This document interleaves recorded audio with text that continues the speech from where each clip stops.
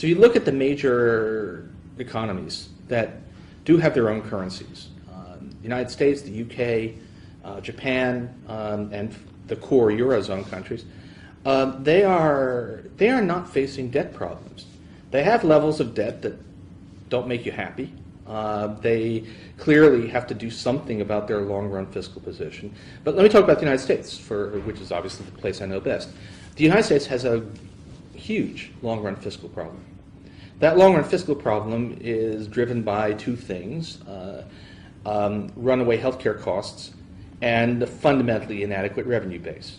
We cut taxes when we shouldn't have, and we need to do something about those healthcare costs. If the U.S. doesn't deal with those two things in the long run, then nothing works. If it does deal with those two things, then current deficits are not a concern at all. The extent to which even $1 trillion of debt is going to influence the long-run fiscal position is trivial. So the United States is perfectly capable, as an economic matter, of spending to generate employment now, while at the same time moving to put its long-run fiscal house in order. It's only politics that stops us from doing that. There are suggestions from various sources that the States is teetering on the brink of a double-dip recession. Would you go along with that? I'm uncertain whether that's really in the cards, but also would argue that it mostly doesn't matter.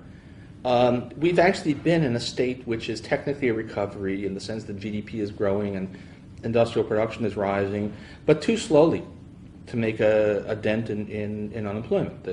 The employed fraction of the adult population has been flat for 18 months. We call it a recovery, but it hasn't been a recovery in the sense that really matters. And that there's a quite high probability that we'll slide into a period when employment grows more slowly than population, maybe even drops, which might not be technically a recession, because if GDP is still growing, then the Business Cycle Dating Committee won't call it a recession, but it will sure feel like a recession, and that's very likely. 44%, according to research out last week, 44% of your fellow countrymen are prepared for a second recession, a double dip. Well, the public's view of what a recession is and the official view of what a recession is are different, and neither of them is wrong. The public feels that a situation of really poor job prospects is a recession.